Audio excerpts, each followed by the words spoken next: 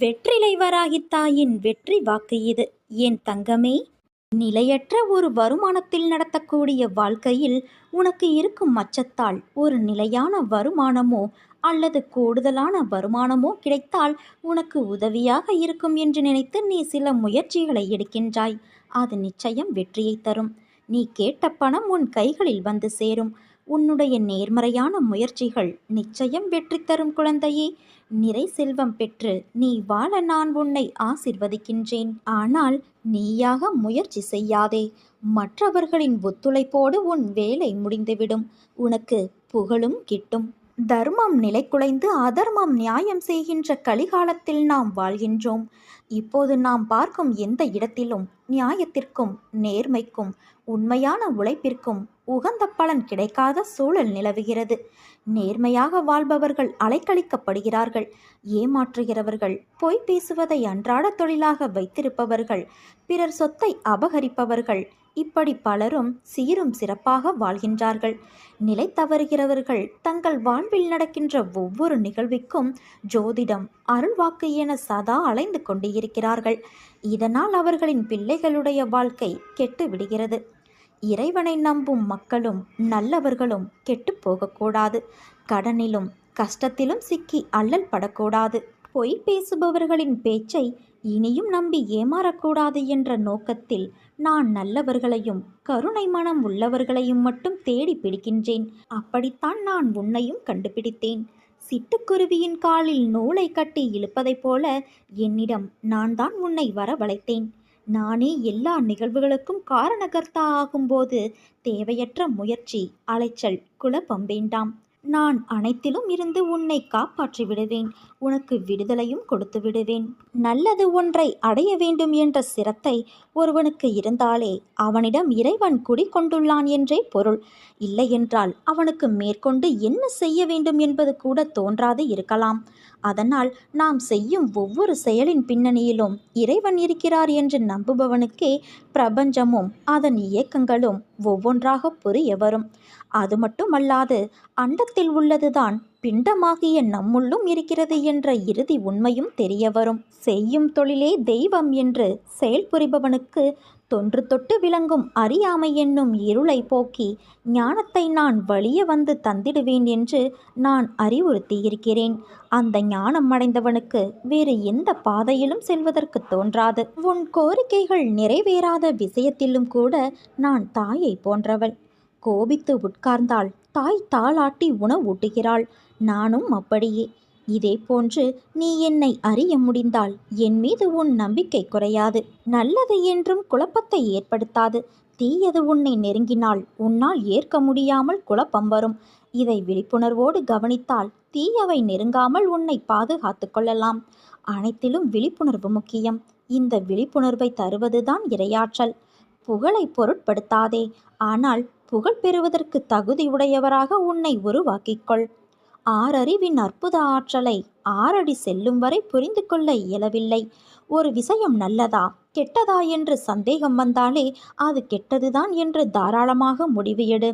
நல்லது எப்போதும் குழப்பத்தை உண்டாக்காது. இயற்கையோடு ஒன்றி வாழ்ந்த காலம் மாறி செயற்கையாக மனிதர்கள் திருப்திப்படுவதாக நினைத்து தங்களை தாங்களே ஏமாற்றிக் கொள்கிறார்கள். வாழ்க்கையில் பணத்தை தேடிக்கொண்டே இருக்காதே. கிடைத்ததை அனுபவிக்கவும் நேரம் ஒதுக்கு. நமக்கு நாமே சில நிபந்தனைகளை வைத்துக் கொள்கின்றோம். நிபந்தனையற்ற வாழ்வே சிக்கல்களிலிருந்து விடுபடுவதற்கு ஒரே வழியாகும். காரணமே இல்லாமல் கடும் கோபம் கொண்ட போதும் அருகில் வந்து அமைதியாக கரம் பற்றி அன்போடு அரவணைத்து ஆதரவாக ஆறுதல் கூறும் அழகான நட்பு கிடைப்பது கடினம். கிடைத்தால் அதை ஒருபோதும் இழந்து விடாதே. சந்தோஷமாக இருந்தாலும் சோகமாக இருந்தாலும் நம்மை பக்குவப்பட வைப்பது நம் மனம்தான். நம் மனமே நமக்கு சிறந்த ஆசிரியர். என் தங்கமே, நீ யார் என்று மற்றவர்களுக்கு தெரிய வேண்டும் என்று வாழாதே. இந்த உலகில் நீ யார், உன் கடமை என்ன என்ற எண்ணத்தோடு வாழ பழகிக்கொள். தனிமையை தவிர்த்துவிடு. மனம் விட்டு பேசு. உறவுகளிடம் அனுசரணையாக நடந்து கொள். அவமானத்தை பொருட்படுத்தாது அடுத்த கட்டத்திற்கான உந்து சக்தியாக மாற்ற முயற்சி செய். துயரத்தை நினைத்து வருந்தாது அதை மாற்றத்திற்கான மருந்தாக எடுத்துக்கொள். மன அழுத்தம் வராமல் நீ பார்த்துக்கொள் என் குழந்தையே. ஏன் பயப்படுகிறாய்? தைரியமாக இரு. என்னை விரும்பி என்னையே நம்பி இருக்கும் பக்தர்களின் மீது எப்போதும் என் கவனமும் கண்காணிப்பும் இருந்து கொண்டே இருக்கும். அச்சத்தை தவிர்த்துவிடு. நீண்ட நாட்களாக தடைப்பட்டு கொண்டிருந்த ஒரு காரியம் முடிவுக்கு வரும். அது நடந்தேறுவதற்கான வாய்ப்புகள் உள்ளது குழந்தையே. அதன் பிறகு ஒரு புத்துணர்வு உனக்குள் உண்டாகும். உன்னுடைய அடுத்தடுத்த திட்டங்களை நீ திட்டமிட்டபடி நிறைவேற்றுவாய். நீ கேட்ட படிப்படியான வளர்ச்சியை காண்பாய். நேர்மறை எண்ணத்தோடு நீ முயற்சி செய்யும் போது இன்னும் நல்ல மாற்றங்கள் ஏற்படும் என் குழந்தையே. வாழ்க்கையில் சிலர் உன் மனதிற்கு மகிழ்ச்சியான நினைவுகளாய் இருப்பார்கள். சிலர் உன் மனதிற்கு பாடம் புகட்டி அனுபவம் என்ற நினைவுகளை பரிசளித்திருப்பார்கள். அவர்கள் உன்னை காயப்படுத்தினார்கள், உனக்கு துரோகம் செய்தார்கள், உனக்கு கஷ்டத்தை கொடுக்கிறார்கள் என்ற சூழ்நிலைக்கு நீ தள்ளப்பட்டால் அமைதியாக இரு. உன்மேல் படர்ந்துள்ள கர்மா என்ற தூசியை அவர்கள் துடைத்து எடுக்கிறார்கள். அந்த கர்மத்திலிருந்து யாரும் தப்புவதும் இல்லை. எல்லோரும் அதே மாதிரியான சூழ்நிலைகளை சந்தித்துதான் ஆக வேண்டும். நீயும் தலை உயர்ந்து எடுக்கும் காலத்தில் நுழைந்து விட்டாய். எது வந்தாலும் அதை நேருக்கு நேர் சந்தித்து அதை துணிச்சலோடு தாண்டி செல்லும் மனது இதற்கு முன் உன்னிடத்தில் இருந்ததா என்று யோசித்துப்பார். இப்போது உன் பாதையில் உன் வெற்றிக்கு தனியாய் உழைக்கத் தொடங்கிவிட்டாய். இனிமேல் உனக்கு வெற்றி கொண்ட நேர்முகம்தான். தடைகளை தகர்த்து உன் தடயங்களால் உன் வாழ்க்கை வெற்றியாய் அமையப்போகிறது. உன் வாழ்வில் நீ பார்த்த விஷயங்கள் உன் மனதில் ஆழமாக பதிந்து உள்ளது. அதையொட்டி மனதளவில் உள்ள பாதிப்புதான் இது. உன் எண்ணங்களாய் அது வெளிப்படுகின்றது. உன் ஆதங்கம் எனக்கு புரிகின்றது. உன்னை எப்படி மாற்றிக்கொள்வது, ஏன் இந்த நிலை என உன்னுடைய கண்ணீர் அனைத்திற்கும் என்னிடம் பதில் இருக்கின்றது. ஆனால் அவற்றை உண்மையான மனதோடு ஏற்றுக்கொண்டு நடைமுறைக்கு கொண்டு வருவதில்தான் உன் பிடிவாத குணம் தெரிகின்றது. அது என்றைக்கு மறைகிறதோ அன்று உன்னிடத்தில் ஆசைப்பட்ட அத்தனை மாறுதல்களும் நடக்கும். அதனால் நீ எதற்கும் பயப்படாதே, கலங்காதே. உன்னில் நிச்சயம் வெற்றி என்ற தீபத்தை நான் ஏற்றுவேன். நான் உன்னிடம் தட்சணையாக கேட்பது உன் தூய்மையான மனதை மட்டும்தான். உன் மனதை சுத்தமாக வைத்திரு. விரைவில் நான் அதில் குடி புகுவேன். உன் மனம் எப்போதும் ஒரு அச்சத்திலேயே இருக்கிறது. என்ன நடக்குமோ ஏது நடக்குமோ என்று எப்போதும் சிந்தித்து கொண்டு இருக்கிறது. என் பார்வையில் நீ இருக்கும்போது எல்லாமே நல்லதாகவே நடக்கும் குழந்தையே. இனி நடக்கப் போகும் சில நிகழ்வுகள் அச்சத்தை போக்கும், உன் கவலையை தீர்க்கும். அதிகப்படியாக சிந்தித்து எதையும் குழப்ப வேண்டாம். உனக்கு நான் இருக்கிறேன் குழந்தையே. உன்னுடைய அனைத்து கர்ம வினைகளும் விலகிவிட்டது. செல்வம் உன் வீடு தேடி வரும். நீ வளமாகவும் நலமாகவும் வாழப் போகின்றாய். உனக்கு கிடைத்ததை ஏற்றுக்கொள். அதில் உன்னை யாரென்று எடுத்து காட்டு. தலை வணங்கி செல்ல கற்றுக்கொள். எது நடந்தாலும் மற்றவர்கள் உன்னை கடிந்து கொண்டாலும் சிரம் தாழ்த்திப்போ. உன்னை தேடி அனைத்தும் தானாக முன் வந்து நிற்கும். பணிவு, பொறுமை, நிதானம் இவற்றை மனதில் நிறுத்தி கொண்டு தினமும் செயல்படு. மற்றதை நான் பார்த்து கொள்கிறேன் குழந்தையே. உன் விரலே உன் கண்ணை குத்தியது போலத்தான் உன்னோடு இருப்பவர்கள் நடந்து கொள்கிறார்கள். அன்பாக இருக்கும்போது ஒரு விதமாகவும் ஆத்திரத்தில் ஒரு முகமாகவும் இரு முகமூடியிட்டு நடக்கிறார்கள். வெளுத்ததெல்லாம் பால் என்பது போல நீ அவர்களை ஒவ்வொரு முறையும் நம்பி ஏமாந்து கொண்டு இருக்கிறாய். மனிதர்களின் மீது அதீத அன்பு பற்றினால் நீ ஏற்கனவே பட்ட துன்பங்கள் ஏராளம். கிடைக்கும் நேரத்தில் என் நாமத்தை ஜபித்து உனக்குள் என்னை தேட முயற்சி செய். உன் மனம் அமைதியடையும், நிம்மதி அதிகரிக்கும். கடமை வேறு, அதீத பற்று வேறு. இரண்டுக்கும் உள்ள வித்தியாசங்களை புரிந்து கொள் குழந்தையே. கடமையை அமைதியாக செய்து வாழ்வை கடந்து வா. நல்ல வினைகளை சேர்த்து கொண்டு வா. உன் வாழ்வில் நான் தீபத்தை ஏற்றிவிட்டேன். இனி உன் வாழ்வு மிக பிரகாசமாக இருக்கும். இனிமேல் சகல சௌபாக்கியங்களும் உனக்கு கிடைக்கப் போகிறது குழந்தையே. உன்னை வெறுத்தவர்கள் முன்பு நீ வாழ்ந்து காட்டுவாய். கவலைப்படாதே. என்னை மனதார நினைக்கும் பக்தனை நான் என்றுமே கைவிட்டது கிடையாது. வாழ்க்கையில் விலை மதிக்க முடியாத அனுபவங்களையும் பாடங்களையும் நமக்கு கற்றுக் கொடுப்பது பள்ளிக்கூடங்களோ கல்லூரிகளோ அல்ல.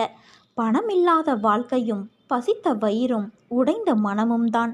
அதனால் அனைத்தையும் அனுபவமாக எடுத்துக்கொண்டு இருப்பதை வைத்துக்கொண்டு மனநிறைவோடு வாழ பழகிக்கொள். புதைந்த பிறகே விதையும் சிதைந்த பிறகே மனமும் புதிய கோணமும் காண்கிறது.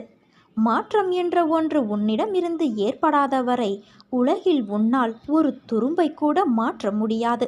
விளக்கிற்கு வெளிச்சம் கொடுக்க மட்டும்தான் தெரியும். வெளிச்சம் எங்கு தேவை என்பதை நாம் தான் தீர்மானிக்க வேண்டும். திறமையும் அப்படித்தான். நாம் திறன் உணர்ந்து விடாமுயற்சியோடு நம்மால் சாதிக்க முடியும் என்கின்ற தீவிர முனைப்போடு தன்னம்பிக்கையோடு செயலாற்றினால் வெற்றி நிச்சயம். எது வந்தாலும் எதிர்த்து நின்று போராடு. அனைத்தும் நன்மைக்கே என்பதை தீர்க்கமாக நம்பு. என் தங்கமே, பேசுபவர் விதைக்கின்றார், கேட்பவர் அறுவடை செய்கின்றார். காரணமின்றி வளவளவென்று பேசுபவர் உண்டு. உடனில்லாத இன்னொருவரை பற்றி புறம் கூறுபவரும் உண்டு. பேச்சுத்தான் மனிதனின் மதிப்பை வெளிப்படுத்துகிறது. மிக கவனமாக நீ இருக்க வேண்டும் என் குழந்தையே. அதிக பேச்சு பல நேரங்களில் ஆபத்தை உண்டாக்கிவிடும். பல உறவுகள் முறிந்துள்ளது. வீண் பேச்சு பேசிக்கொண்டு திரிந்தால் வாழ்வில் முன்னேற்றம் தடைப்பட்டுவிடும். யாருக்கும் எந்த பயனும் அதனால் இல்லை. வீண் பேச்சு நம் வாழ்வை விழுங்கி விடுகின்றது. அதனால் கவனமின்றி பேசியதால் பதவி இழந்தவர், பணியிடம் மாற்றம் செய்யப்பட்டவர்கள் பலர் உண்டு. சொல் சிக்கனம் அவசியம் தேவை என் குழந்தையே. மற்றவர் மனது புண்படுவதை, மிகுந்த வேதனை ஏற்படுத்துவதை தவிர்க்க சொல் சிக்கனம் உதவி செய்யும். நம் பேச்சில் உண்மை, நேர்மை, அழகு, கனிவு, நியாயம், கண்ணியம் இருக்க வேண்டும். நம் பேச்சில் பொய், புறம், அவதூறு இருக்கக்கூடாது. எந்த தொழிலிலும் சில தவறான ஆட்கள் இருக்கிறார்கள்தான். ஆனால் எல்லோருமே அப்படிப்பட்டவர்கள் அல்ல. பேசியே கெட்டவர்கள் இங்கு ஏராளம் உண்டு. நல்ல மனிதர்களை பற்றிய தவறான தகவல்களை உடனடியாக நம்புவதற்கு பலர் இருக்கத்தான் செய்கிறார்கள். மற்றவர்களை குறை கூறும் முன் நாம் சரியானவர்களா என்பதை உறுதிப்படுத்தி கொள்ள வேண்டும். நகரும் கடிகாரமுள் நம் ஆயுளை குறைத்து கொண்டு இருக்கிறது. ஆணி போன்ற கூரான வார்த்தைகள் மனக்காயத்தை ஏற்படுத்தி இரத்தம் வழிந்தோட செய்கிறது. வீண் பேச்சால் குடும்பங்களிலிருந்து பிரிந்தவர்கள் உண்டு. வீண் பேச்சால் அரசு பணிகளில் பணியிட மாற்றத்திற்கு ஆளாகி பந்தாடப்பட்டவர்களும் உண்டு. நட்பை, உறவுகளை இழந்து ஆதரவின்றி தவிப்பவர்கள் உண்டு. தேவையற்ற சண்டை சச்சரவுகளை ஏற்படுத்தி கொண்டவர்களும் உண்டு. தொழிலில் இரக்கங்களை கண்டவர்களும் உண்டு. நல்ல உதவிகளை கெடுத்துக்கொண்டு அல்லாடுபவர்களும் உண்டு. முன்னோர்கள் சொல்லி நீ விஷயம் கேள்விப்பட்டிருப்பாய். அடித்தால் வலி மரத்தோ போய்விடும். ஆனால் வார்த்தையை கொட்டிவிட்டால் அது மீண்டும் அள்ள முடியாது. அதனால் ஒருவரை காயப்படுத்த வேண்டும் என்று நீ நினைத்தால் அந்த இடத்தில் உன்னை வைத்துப்பார். அதன் பிறகு நீ யாரையும் மனதால் கூட காயப்படுத்த நினைக்க மாட்டாய். எண்ணங்கள் என்ற வலையில் எல்லோரும் சிக்கிக்கொள்வது இயல்புதான். ஆனால் அந்த எண்ணங்கள் தான் உன் செயலின் வெளிப்பாடு என்ற உண்மையை என்றும் மறந்துவிடாதே. உன் எண்ணங்களை என்றும் நேர்மறையிலேயே கொண்டு வா. எல்லாம் சரியாகும். எதிர்மறையை தகர்த்துவிடு. உன் வாழ்க்கை என்னுடைய பொறுப்பு என் குழந்தையே. உன் சூழல் எனக்கு புரிகிறது. நீ நினைத்த மாதிரி சில நிகழ்வுகள் நடக்காத போது உனக்கு ஏமாற்றம் அளிக்கிறது. ஆனால் எல்லாவற்றிற்கும் ஒரு காரணம் உண்டு. தாமதமானாலும் சரியான நிகழ்வுகள் உன் வாழ்வில் நிகழ வேண்டும் என்று நினை. நிச்சயம் நல்லதே நடக்கும். உன்னை விழ வைத்தவர்கள் முன் நான் எழ வைப்பேன். உன்னை அழ வைத்தவர்கள் முன் நான் உன்னை வாழ வைப்பேன். உன் போராட்டம் முடிந்தது என் குழந்தையே. மிகப்பெரிய வெற்றி உனக்கு கிடைக்கும். உன் மீது நிஜமான அன்பு கொண்டவன் நான். எப்படிப்பட்ட சூழ்நிலையிலும் உன்னை நான் கைவிடமாட்டேன். நான் உன்னோடு எங்கும் எப்போதும் இருப்பேன். நான் உனக்குள் இருக்கும்போது நீ வேறு எங்கு இருக்க முடியும்? உனக்கும் எனக்கும் இடையில் தூரம் என்பது வெறும் மாயை. அதுவே சுவர் போன்ற தடையாகும். அதை தகர்த்தெறி. வாழ்க்கையில் சிலர் உன் மனதிற்கு மகிழ்ச்சியான நினைவுகளாய் இருப்பார்கள். சிலர் உன் மனதிற்கு பாடத்தை புகட்டி அனுபவத்தை உனக்கு பரிசளித்துள்ளார்கள் என்று நினை. அவர்கள் உன்னை காயப்படுத்தினால், உனக்கு துரோகம் செய்தார்கள், உனக்கு கஷ்டத்தை கொடுக்கிறார்கள் என்ற சூழ்நிலைக்கு நீ தள்ளப்பட்டால் அமைதியாக இரு. உன்மேல் படர்ந்துள்ள கர்மா என்ற தூசியை அவர்கள் துடைத்து எடுக்கிறார்கள் என்று அர்த்தம். அந்த காலத்திலிருந்து யாரும் இதற்கு தப்புவது கிடையாது. எல்லோரும் அது மாதிரியான சூழ்நிலைகளை சந்தித்துதான் ஆக வேண்டும். நீயும் தலைநிமிர்ந்து இருக்கும் காலத்தில் நுழைந்து விட்டாய். எது வந்தாலும் அதை நேருக்கு நேர் சந்தித்து துணிச்சலோடு தாண்டி செல்லும் மனது இதற்கு முன் உன்னிடத்தில் இருந்ததா என்று யோசித்துப் பார். இப்போது உன் பாதையில் நீ உன் வெற்றிக்கு தனியாய் உழைக்கத் தொடங்கிவிட்டாய். இனிமேல் நீ சந்திக்கும் எல்லாமே வெற்றி கொண்ட நேர்முகம்தான். தடைகளை தகர்த்து உன் தடயங்களால் உன் வாழ்க்கை வெற்றியாய் அமையப் போகிறது. எதற்கும் வருந்தாதே. உன்னை அழுத்தும் அனைத்தையும் தூர எறிந்து நடைபோடு. உன் வாழ்வில் நீ பார்த்த சில விஷயங்கள் உன் மனதில் ஆழமாக பதிந்துள்ளது. அதையொட்டி மனதளவில் உள்ள பாதிப்புதான் உன் எண்ணங்களாய் வெளிப்படுகிறது. உன் ஆதங்கம் எனக்கு புரிகின்றது. உன்னை எப்படி மாற்றிக்கொள்வது, ஏன் இந்த நிலை எனக்கு என்று நீ விடும் கண்ணீர் அனைத்திற்கும் என்னிடம் பதில் இருக்கிறது. ஆனால் அவற்றை உண்மையான மனதோடு ஏற்றுக்கொண்டு நடைமுறைக்கு கொண்டு வருவதில் உன் பிடிவாத குணம் தெரிகின்றது. அது என்றைக்கு மறைகிறதோ அன்று நீ உன்னிடத்தில் ஆசைப்பட்ட அத்தனை மாறுதல்களும் நடக்கும். அதனால் நீ எதற்கும் பயப்படாதே, கலங்காதே. உன்னில் நிச்சயம் வெற்றி என்ற தீபத்தை நான் ஏற்றுவேன். உன் பலத்தையும் விசுவாசத்தையும் எவ்வளவு உன்னதமானது என்பதை நான் அறிவேன் என் தங்கமே. ஏங்குதல், போராட்டங்களை விடுத்து என்னையே சார்ந்திரு. நான் உன்னுடனேயே இருப்பேன். நான் உன்னுடைய தாகத்தை தீர்ப்பதற்காக வருவதற்குள் உன் மனம் சஞ்சலமடைந்து நீ எங்கெங்கோ செல்கிறாய். நான் உனக்காகவே இருக்கிறேன். பாரத்தை என்மேல் சுமத்து. என்னை சரணாகதி அடைந்தவர்கள் துன்பத்தில் விழும் தருவாயில் என் 4 கரங்களையும் கொடுத்து அவனை மேலே எழ செய்வேன். என்றும் அவனை கண்ணிமை காப்பது போல காப்பேன். என் தங்கமே, உனக்கு இன்றுள்ள பிரச்சனைகளை விட உனக்கு ஏற்படுகின்ற குழப்பங்கள்தான் அதிகம். இந்த குழப்பத்திற்கு காரணம் ஒவ்வொரு நாளும் உனக்கு கிடைக்கும் புதிய வாய்ப்புகள், உனக்கு அறிமுகமாகின்ற புதிய சூழல்கள். இதனால் இது நல்லதா அது நல்லதா என யோசித்து குழம்புகிறாயே தவிர சரியான முடிவு எடுக்க முடியாமல் திணறிக் கொண்டு இருக்கிறாய். இந்த நிலையில் இருக்கும் உன்னை சரியான இடத்திற்கு நான் அழைத்துச் செல்வேன்.